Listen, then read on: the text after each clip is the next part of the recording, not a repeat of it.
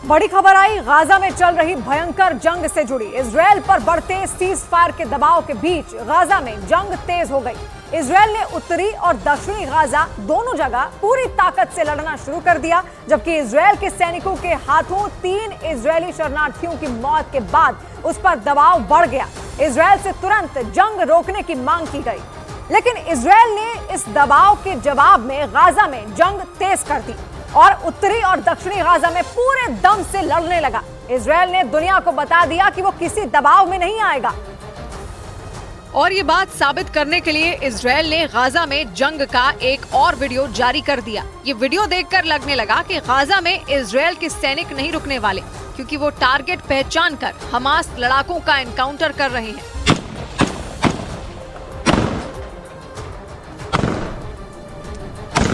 Video में नजर आया कि इजरायल ने एक खास इलाके में ऑपरेशन किया। उसके सैनिक खतरे को सूंघते हुए आगे बढ़े और जैसे ही उन्हें दुश्मन के नजदीक आने की भनक लगी, फायरिंग शुरू हो गई। इजरायल के सैनिकों ने एक मकान को टारगेट किया और अंदर घुसने से पहले दरवाजे पर गोली चलाकर चेक किया कि अंदर कितना बड़ा खतरा है। जबरदस्त फायरिंग के बाद इजरायल के सैनिक अंदर दाखिल हुए और फिर इतनी जबरदस्त मुठभेड़ हुई कि पूरा इलाका धमाके और गोलियों की तड़तड़ाहट से गूंज उठा। ये भयंकर मुठभेड़ ऐसे समय में हुई जब इजरायल पर जंग रोकने का दबाव बन रहा है। लेकिन इजरायल ने जंग रोकी नहीं, उल्टा तेज कर दी। वो अब हमास लड़ाकों से आमने सामने की लड़ाई लड़ रहा है। ये वीडियो इसी का सबूत है, क्योंकि वीडियो में साफ साफ नजर आया कि मकान में घुसते ही इजरायल के सैनिकों को पता चल गया कि हमास लड़ाके कहाँ छिपे हैं और इसीलिए वो उन्हें देखते ही पीछे की ओर भागे। लेकिन भागते भागते उन्होंने उस कमरे में बम फेंक दिया जहां उन्होंने हमास लड़ाके को देखा था।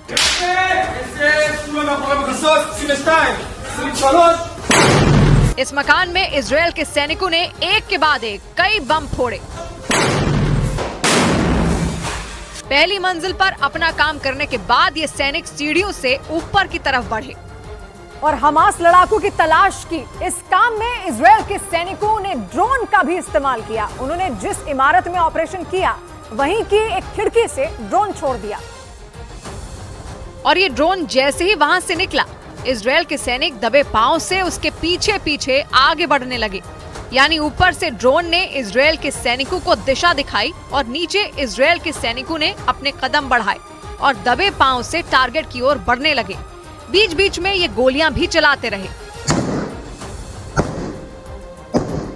ड्रोन का पीछा करते करते ये सैनिक अपने लक्ष्य तक पहुंच गए और फिर शुरू हुई ऐसी मुठभेड़ कि केवल गोलियों और धमाकों की आवाज ही सुनाई दी।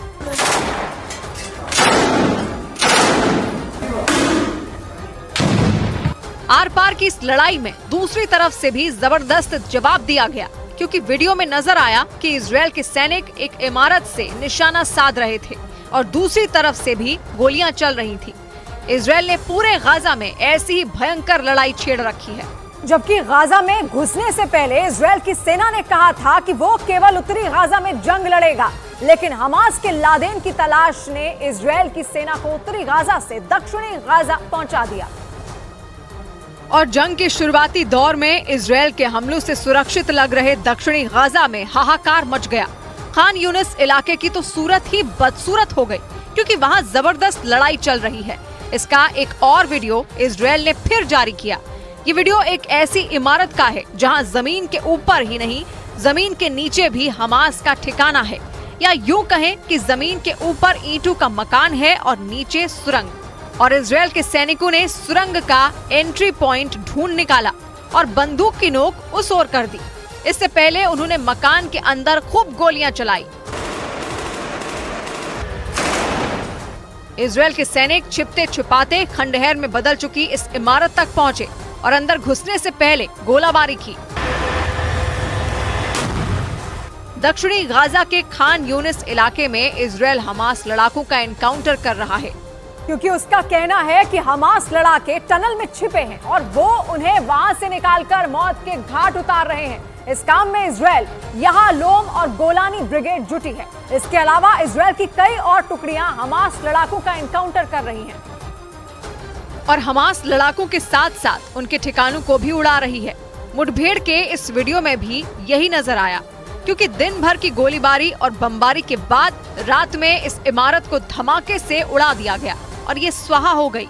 लेकिन इससे पहले इजरायल के सैनिकों को हमास से तगड़ी टक्कर मिली, क्योंकि अगर इधर से गोलियां चली तो उधर से भी गोलियों का जवाब आया। खान यूनिस इलाके में हुई ये मुठभेड़ लंबी चली, इतनी लंबी कि लड़ते लड़ते शाम हो गई और आखिरकार इजरायल के सैनिकों ने इस इमारत को जलाकर स्वाहा कर डाला।